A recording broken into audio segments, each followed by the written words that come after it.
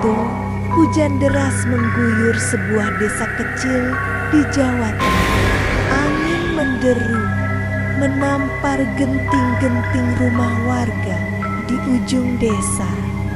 Sebuah rumah reyot berdiri sunyi, penghuninya Mbah Karso, lelaki tua yang hidup sendirian, ditemukan pagi harinya tergeletak kaku di depan pintu.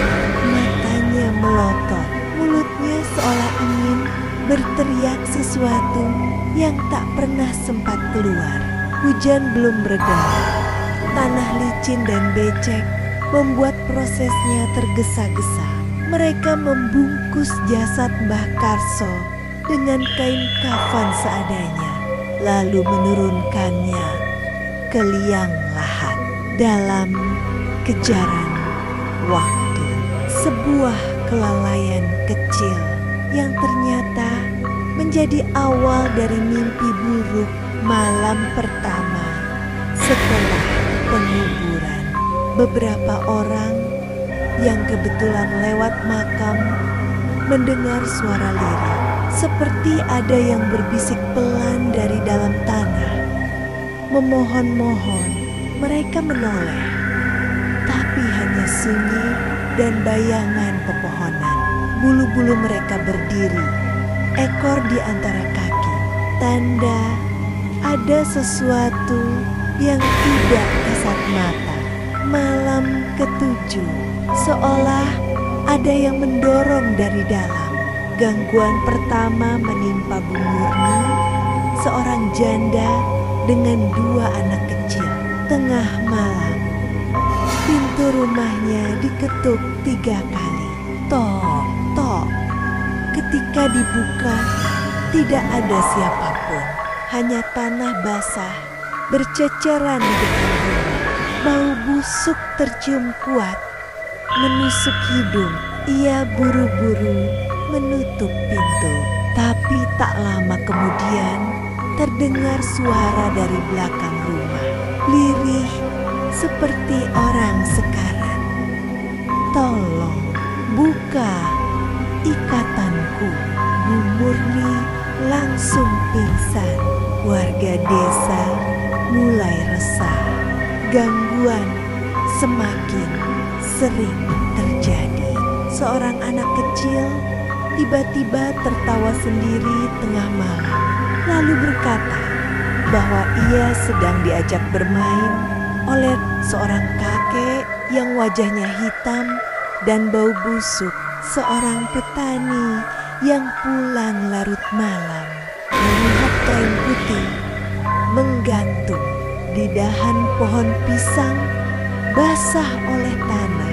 Saat didekati, kain itu menghilang.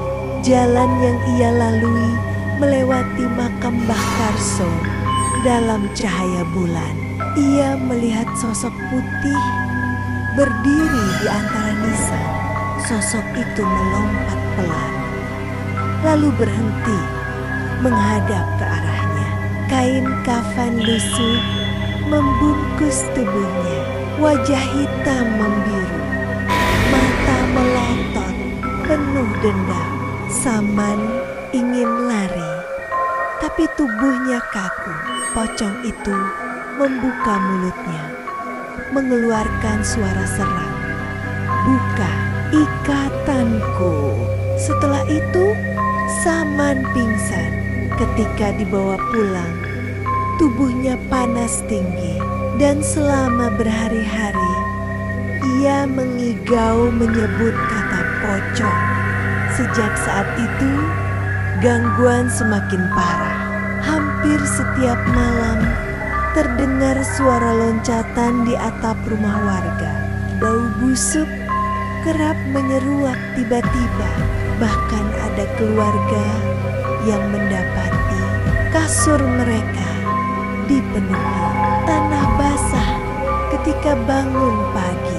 Sebagian lainnya pergi meninggalkan desa untuk sementara. Dupa dinyalakan, mantra dibacakan.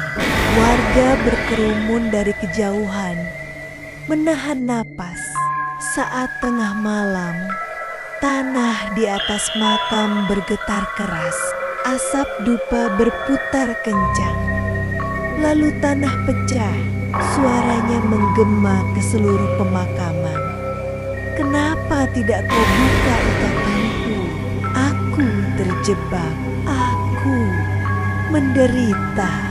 Warga berteriak histeris.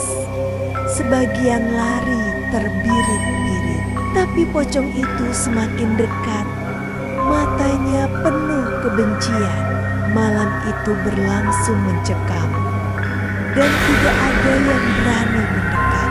Keesokan paginya, Ki Surodirjo ditemukan tewas di rumahnya. Sejak hari itu, tak ada lagi yang berani mendekati makam Mbah Karso. Desa menjadi sepi, banyak ladang terbengkalai, rumah-rumah kosong ditinggalkan pemiliknya. Namun, sesekali orang yang lewat dekat makam masih mencium bau busuk menusuk hidung. Ada juga yang bersaksi melihat sosok putih melompat di kejauhan, menatap dengan mata kosong.